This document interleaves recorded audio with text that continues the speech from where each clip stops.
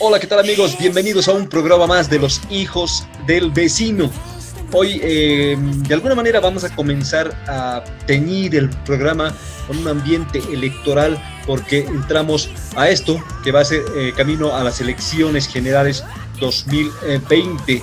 Es muy importante el programa de hoy ya que nos abre la puerta a la posibilidad de hablar con los candidatos que van a estar postulando en las elecciones generales que se vienen.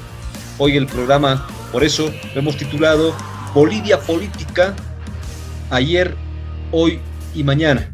Vamos a estar con panelistas invitados, los cuales van a estar haciendo conocer las maneras de pensar que ellos tienen, y vamos a estar cerrando con broche de oro el programa, hablando con el abogado y analista político Paul Antonio Coca. Así que ya nomás comenzamos con esto que es Los hijos del vecino.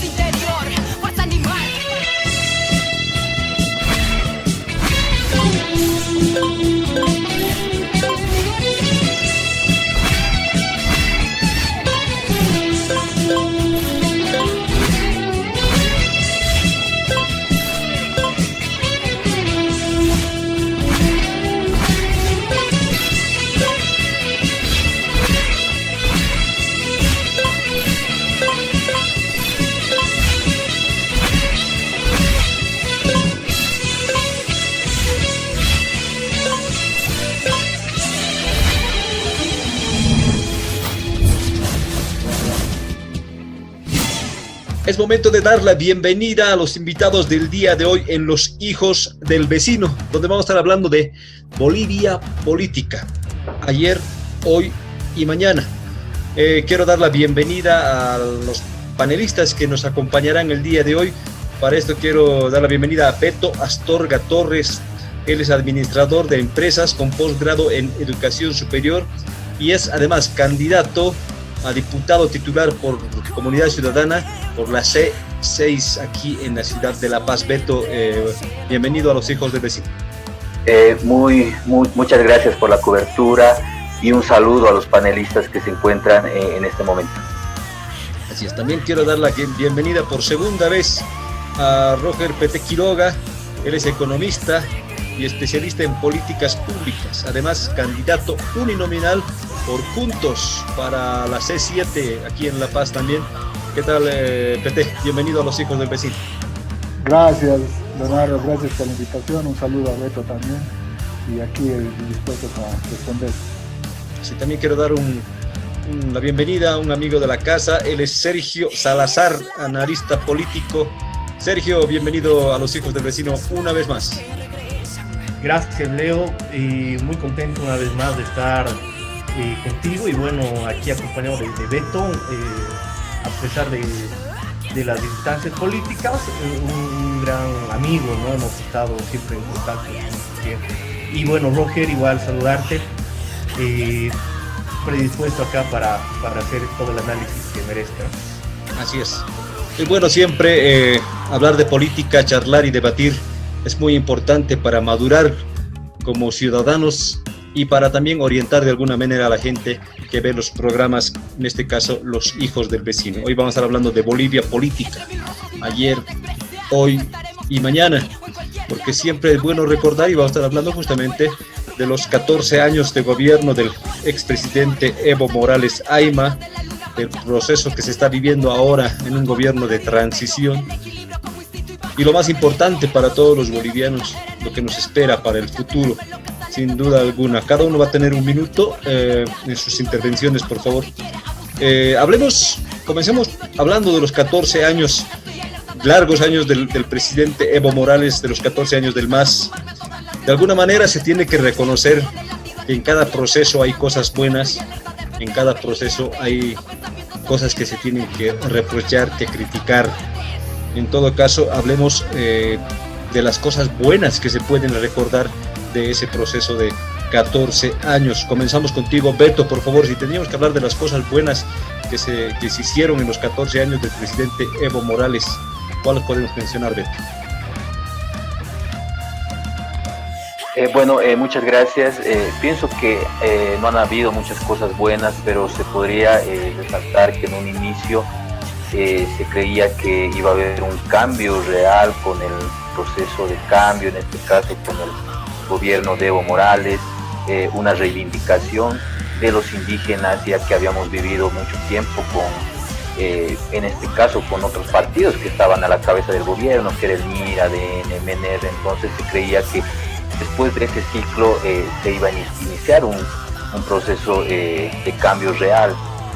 Sin duda, las cosas positivas que se puede rescatar es la Asamblea Constituyente, con una nueva constitución de acorde a las necesidades que se tenía en ese momento, los bonos que de alguna forma han paliado las necesidades de la población, y el tema de la compra de acciones, se podría decir, porque no es una nacionalización al 100% de las empresas estratégicas del Estado. Entonces, pienso que esos temas son los que se podrían rescatar en un principio del gobierno de Evo Morales. Muchas gracias. PT, es tu turno. ¿Qué podríamos rescatar de los 14 años que gobernó Evo Morales Ayma? Me apoyo en lo que comentó Beto. Creo que esos son, si hay algo que rescatar, son esos puntos que él menciona, y añadiría el haber llevado adelante una agenda caminera que fue planteada hace muchos años atrás, que fue la estrategia del Plan Vial Víctor Paz Estenssoro, ¿no? Creo que existieron los recursos para poder llevar adelante una vertebración territorial en temas de caminos, y yo creo que ese es un mérito, saber a qué costo o cuántas cosas no sabemos todavía, pero sumado a lo que ha mencionado Beto, creo que ese sería uno de los temas que visiblemente la población puede percibir como cosas positivas dentro del gobierno de Evo Morales, ¿no? Gracias, PT. Sergio, tu turno. ¿Qué es lo más rescatable del gobierno de Evo Morales? Bueno, hay algunas aristas para rescatar. Creo que en primer lugar, y que es parte ya del sentido común boliviano, es el manejo de la economía, ¿no? El crecimiento del Producto Interno Bruto. 5 años Bolivia ha liderado el mayor crecimiento de la región latinoamericana, muy importante, no dicho por ni siquiera el Instituto Nacional de Estadística de Bolivia, sino por el Fondo Monetario Internacional y el Banco de Desarrollo Interamericano, o Banco Interamericano de Desarrollo, BID, ¿no? Que son dos organizaciones muy importantes a nivel internacional, ¿no?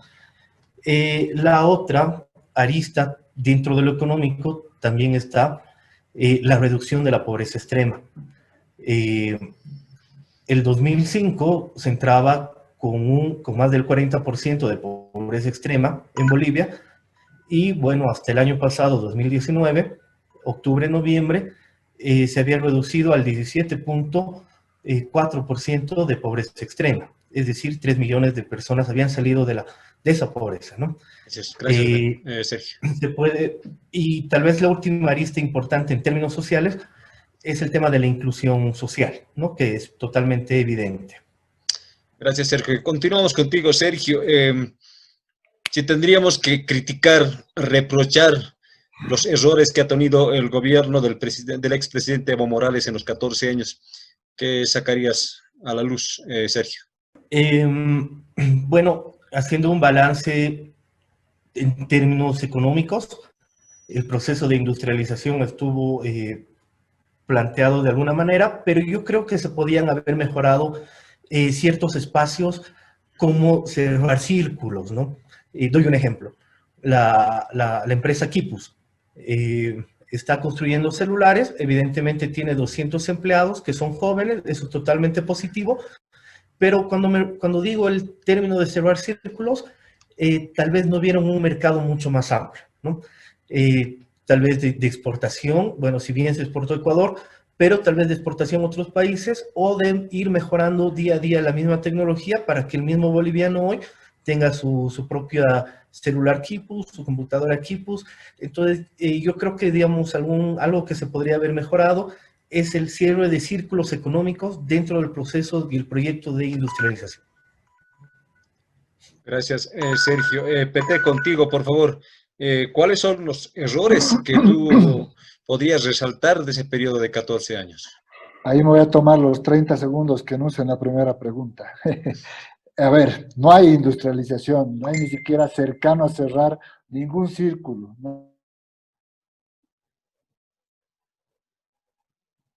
No hay quipus, no hay nada. O sea, hay industrias que están paradas, elefantes blancos, que no han servido para nada. No hay industrialización. El país no tiene posibilidades de hablar de industrialización competitiva en el mundo.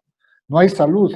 Nos han matado y la pandemia ha visibilizado el despilfarro de recursos en tema de salud. No hay educación.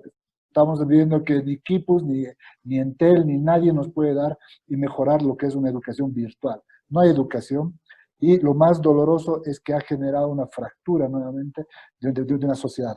Y todo eso con los precios internacionales más favorables de los últimos 40 años.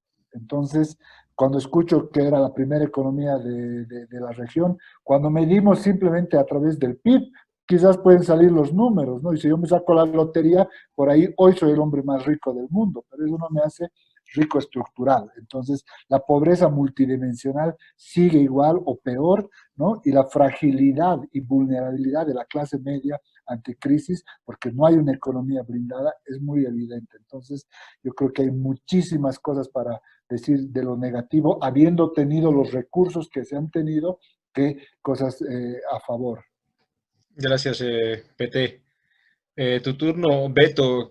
¿Qué es lo que más resaltarías en cuanto a lo negativo de los 14 años del presidente Morales? Bueno, pienso que el aspecto democrático, ¿no?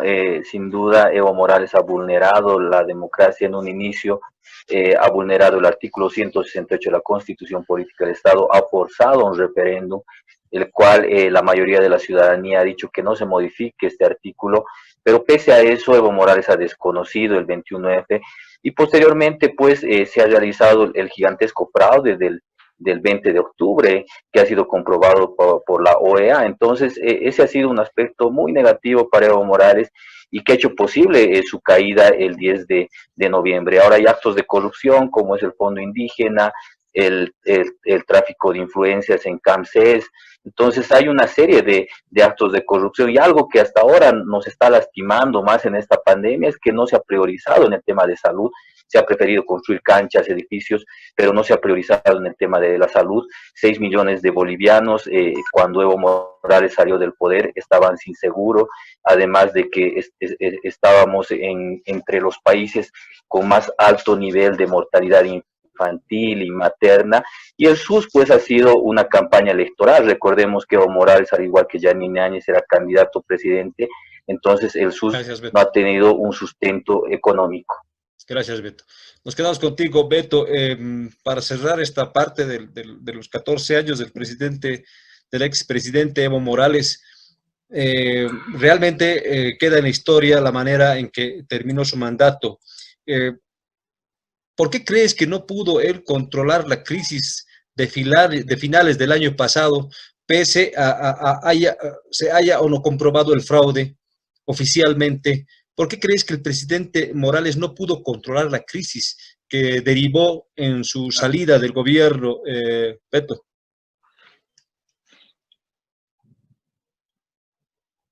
Bueno, considero que el gran error de Evo Morales es haber desconocido el 21F.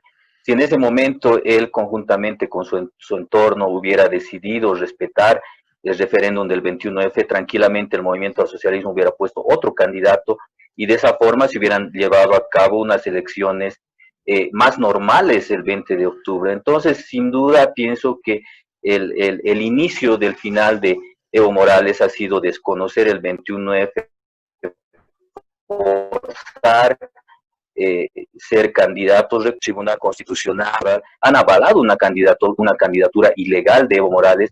Él ya no podía ser candidato por la decisión del pueblo en las urnas del 21 de febrero, y sin duda ese ha sido el gran error de Evo Morales, al no querer respetar el voto ciudadano. Y bueno, ya el 20 de octubre todo eso le ha estallado en las manos y se ha consumado también con el gigantesco fraude, y de esa forma la ciudadanía ya ha salido a las calles. Pienso que el error principal de Evo Morales para haber salido el 10 de noviembre es no haber reconocido los resultados del 21F. Gracias, Beto. Sergio, contigo, por favor. Pese al fraude o no fraude, más allá de eso, ¿cuál crees que ha sido el peor error del presidente Evo Morales para no haber controlado esa crisis de finales del año pasado y haber tenido que terminar saliendo del país, Sergio? Gracias, Leo. Yo creo que no se construyó una hegemonía cultural nacional. Creo que no se llegó a controlar lo que se llama la filosofía del poder mediático, es decir, medios de comunicación, y para llegar al alcance de toda la ciudadanía. Digo esto porque hubo un desprestigio a nivel comunicacional los últimos meses, las últimas semanas y los últimos días del gobierno de Evo Morales, por lo que la salida tuvo que ser así, ¿no? Termino con esto brevísimo. Estaba leyendo un libro de filosofía que se llama de Adorno y Horkheimer, pero ellos hablan iluminismo de la dialéctica, y ellos hablan sobre la razón instrumental, ¿no? Y yo creo que aquí en Bolivia pasó algo similar. Hubo una razón instrumentada que fue aplastante y que fue muy difícil después legitimizar y decir no hubo fraude, no hubo esto, porque ya había penetrado en las mentes de las personas el tema comunicacional, que es un poder mediático muy fuerte. Gracias, Sergio. Gracias, Sergio. Pete, contigo, por favor. ¿Cuál crees que fue el peor error del presidente Morales en los últimos días de su mandato? Cuando mucha gente piensa ahora que él tal vez podría haber controlado la crisis de octubre y noviembre. ¿Cuál crees que fue el peor error, Pete? Hay una frase muy criolla que se usa, que es: puedes engañar a alguna gente algún tiempo, pero no puedes engañarlas a todos todo el tiempo. Eso le pasó al MAS, eso le pasó a Evo, ¿no? Abusaron de todo lo que se podía abusar, engañaron de todas las formas que se podía engañar, pero llegó un momento en que la población terminó de darse cuenta con el fraude. O sea, el fraude es esa gota que rebalsa el vaso y dice, si permitimos esto, pues permitimos cualquier otra cosa más. Y yo creo que ese es el momento de gran quiebre que pasa en el partido de Evo Morales y empieza a desestabilizarse y a caerse por su propio peso.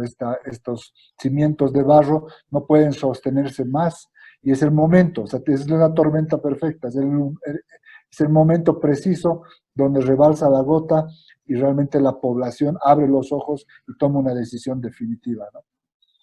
Gracias, Pete. Nos quedamos contigo, Pete. Ahora cambiamos y hablemos de lo que es el gobierno de transición de Yanine Áñez.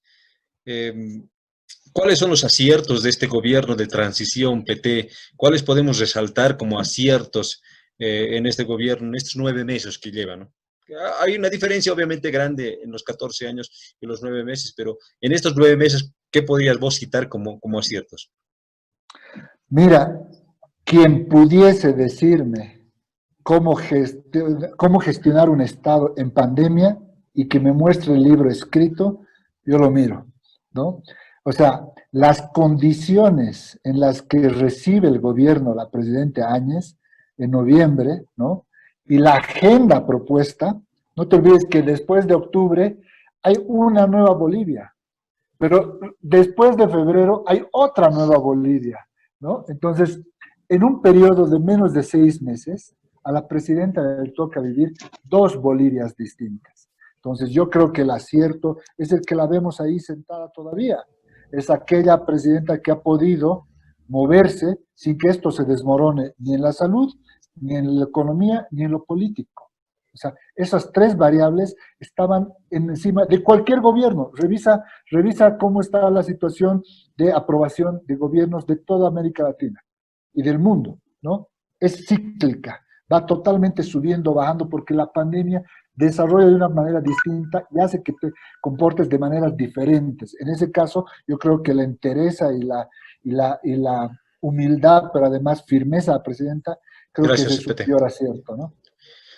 Beto, contigo, por favor, ¿cuáles crees que fueron los aciertos más importantes del actual gobierno de transición en estos aproximadamente 9 meses de gobierno? Bueno, pienso que lo que un poco ha resaltado en un inicio ha sido la decisión de tomar la presidencia porque le tocaba según el mandato constitucional. Entonces, en ese caso, Yanine Áñez ha asumido el lugar que le corresponde, ¿no? Ahora, ya últimamente, en el tema de la pandemia, el declarar la cuarentena, el realizar estos bonos que puedan apalear de alguna forma las necesidades de la ciudadanía, pienso que esos puntos han sido favorables para la presidencia y el gobierno de Yanine Áñez. Gracias, Beto. Sergio, contigo, por favor. Si habría que rescatar lo más importante de este gobierno, si habría que resaltar esto, ¿cuáles serían los puntos que tú tocarías, Sergio? Gracias, Leo. En realidad, solo tiene que asumir dos papeles. Uno era, como gobierno de transición, la pacificación, y la segunda, llamar a elecciones. No pudo con ninguna. Y en el tercer eje, que se dio a nivel global, que es el tema de la pandemia, se aplazó. Virtudes, la verdad, no lo encuentro. Tendría una virtud muy grande si es que designa de su candidatura, ¿no? Pero parece que es algo muy difícil, así que ahorita es muy lamentable todo lo que está pasando. Gracias, Sergio. Bueno, en la transición que se ha dado en el gobierno, sin duda alguna, la población o parte de la población veía con una gran esperanza que asuma la presidencia la señora Yanine Áñez. Tal vez en gran parte era por tener una mujer en el gobierno. Sin embargo, esto de alguna manera se pone difícil en los últimos meses. Contigo, Sergio, por favor, de nuevo. ¿Qué es lo que podríamos más reprochar al gobierno de transición en la actualidad? Claro que sí, Leo. Bueno, en realidad son demasiados puntos que van quebrando el gobierno. Está el desfalco de Entel, está la quiebra de BOA, está lo que cerraron la planta de Bulo Bulo, el desfalco de YPFB, se estaba quemando la Chiquitanía, no hicieron nada. Hay miles de despidos a trabajadores en este tiempo, no se soluciona el problema. Se aprobaron el uso de transgénicos, se está impulsando la devaluación de la moneda, no hay apertura de hospitales, se está impidiendo la importación de antivirales, robaron con la salud, robaron con la certidumbre de la gente, y robaron con un tema súper importante que creo que fue el escándalo más grande, que fue el tema de los respiradores, ¿no? Ese es el resumen de 9 meses de un gobierno que no tiene un horizonte político, de un gobierno que se nota que están jugando con la improvisación. Día a día van sumando las renuncias de funcionarios públicos. Si no me equivoco, hoy renunciaron 2, ¿no? Gracias, Sergio. Ese es el análisis y el panorama en el que nos encontramos hoy. Beto, contigo, por favor. ¿Cuáles son los puntos que resaltarías si tenemos que criticar algo al gobierno de transición de la señora Yanine Áñez? Bueno, pienso que el principal punto sería declararse candidata, porque ella tenía la única misión de viabilizar unas elecciones justas y transparentes, pero se ha convertido en juez y parte. Los que venimos de las plataformas, de la generación pitita, hemos luchado contra este tipo de angurria de poder, de tener candidatos presidentes como lo hacía Evo Morales, y es muy lamentable que Yanine Áñez haya seguido esos pasos. Ahora han habido muchos actos de corrupción, como se ha podido observar, y el caso más fuerte, pues sin duda ha sido el caso de los respiradores, donde se ha notado que hay gente dentro del gobierno que es capaz de traficar con la salud de todos los bolivianos. Entonces, eso sin duda ha sido un caso muy fuerte en plena crisis de pandemia, y ahora también está demostrando una ineficiencia para luchar de manera efectiva con la pandemia, ya que hasta ahora los médicos se quejan de que no existe pruebas rápidas, respiradores, que no existen insumos de bioseguridad. Entonces se ha mostrado un gobierno totalmente ineficiente en la lucha contra el coronavirus. Gracias, Beto. Para cerrar esta primera parte, quiero terminar contigo, PT. Si tendríamos que hablar de los desaciertos del gobierno de transición, ¿cuáles tocarías tú? A ver, yo creo que el más claro es no haber barrido con el masismo viviente ahí, ¿no? Obviamente ella entró con un gobierno de 90 días y terminó quedándose más tiempo por producto de la pandemia. Pero obviamente todos los casos de corrupción, todo lo que se ve es pues es una estructura enraizada del masismo de 14 años que evidentemente se los debió sacar. Y ahí es un gran error que se le reconoce y se le dice siempre, se critica no haber barrido con esta gente que tenía una estructura corporativa de corrupción muy bien armada, como lo hemos visto en el tema de salud, ¿no? Obviamente ha habido muchos de estos errores. Y el otro es no haber visibilizado el fracaso del diálogo inicial, porque la presidenta llama un gran diálogo siguiendo la agenda de noviembre, y ahí podríamos haber mostrado las verdaderas intenciones que tenía Mesa, Camacho, Tuto, todos ellos, que no permitieron generar un gobierno de unidad, y eso fue mermando y socavando con los meses a la gestión del gobierno, ¿no? Gracias, PT. Enseguida continuamos con la charla, debate aquí en Los Hijos del Vecino.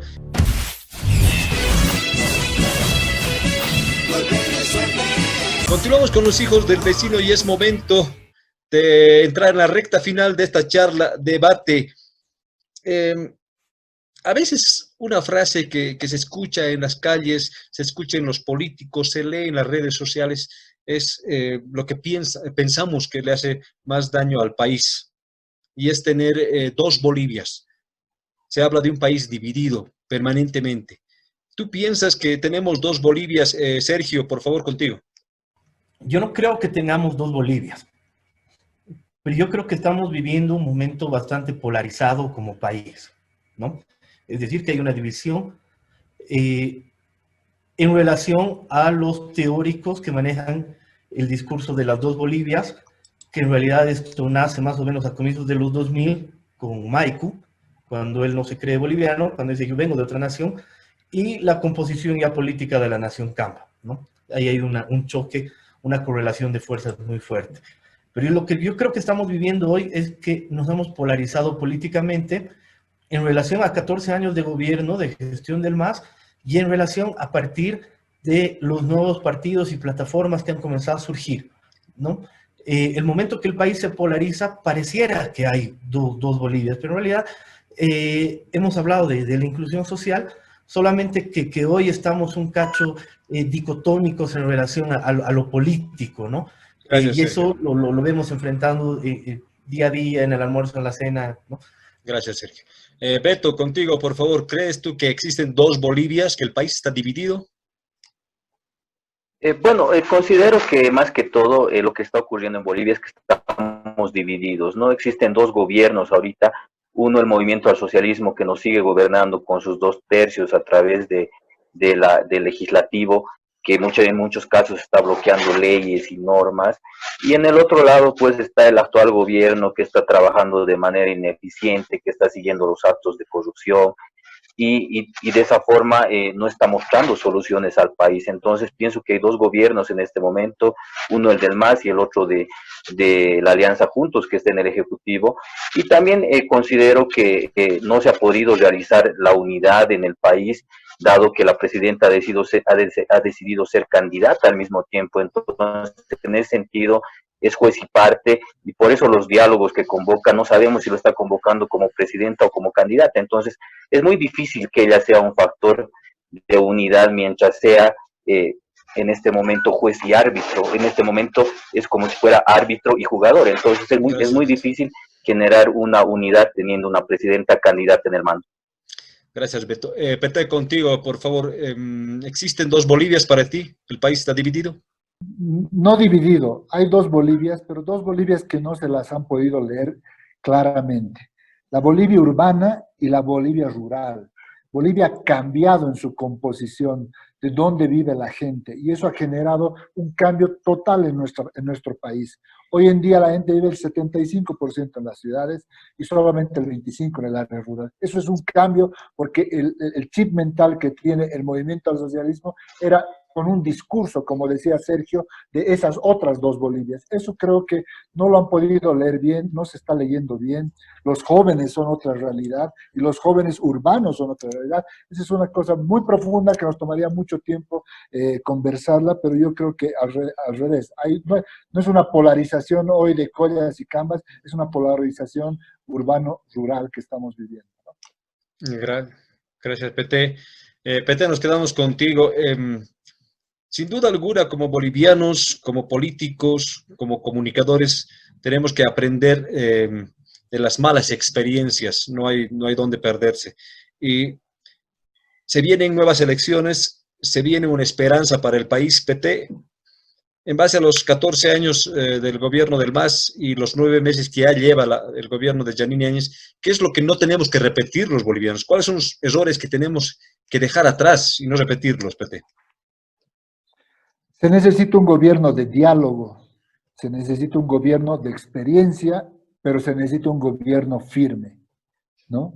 Y en ese caso creo que la gente se va a dar cuenta de por dónde tiene que ir la mano para encontrar mejores años. Vamos a tener una crisis económica, eso es evidente. Esta pandemia no vino para irse con una vacuna. Esta pandemia va a dejar secuelas largas en la salud y en la economía del país. Por eso necesitamos gente con esa experiencia, con esa firmeza. Yo tengo la esperanza de que los años que vienen van a ser de diálogo, pero de diálogo honesto, con firmeza, con claridades, y ese diálogo tiene muy pocas caras, porque ya sabemos lo que es 14 años del MAS, sabemos lo que es estar gobernando un gobierno como Comunidad Ciudadana que puede mañana irse o no al primer grito de las calles. Entonces necesitamos certidumbre, y la gente quiere certidumbre. Sergio, por favor, contigo. ¿Qué es lo que no tenemos que repetir los bolivianos en base a la experiencia que hemos vivido en los últimos 15 años aproximadamente? Bueno, creo que justamente el tema de la polarización, ¿no? No concuerdo con lo que dice Roger entre el tema rural-urbano, porque es de nuevo hacer una fragmentación a partir de la etnicidad, y es incluso hasta clasista, decir, civilización barbarie, ¿no? Nosotros los rurales y ustedes los urbanos, ¿no? Eso es una dicotomía, yo creo que ya un debate superado. No puede ir a partir de eso, sino más bien a partir de la inclusión y de ver otros espacios. Y justamente ese espacio es el tema de la inclusión, el tema de lo nacional popular, el tema del bloque sindical, minero, campesino. No podemos entender a Bolivia si no podemos entender lo que Zabaleta Mercado llamaba como un país abigarrado, y abigarrado en todas sus estructuras y en todas sus formas culturales, lingüísticas y económicas. Gracias, Sergio.